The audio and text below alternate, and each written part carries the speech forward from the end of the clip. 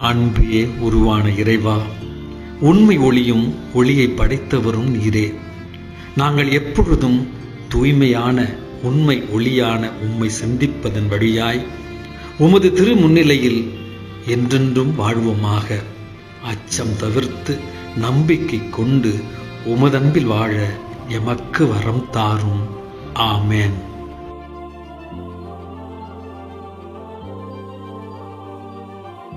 அன்பே உருவான இறைவா, உண்மை ஒளியும் ஒளியை படைத்தவரும் நீரே.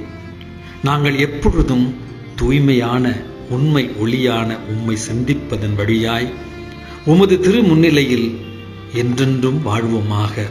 அச்சம் தவிர்த்து நம்பிக்கை கொண்டு உமதன்பில் வாழ எமக்கு வரம் தாரும்.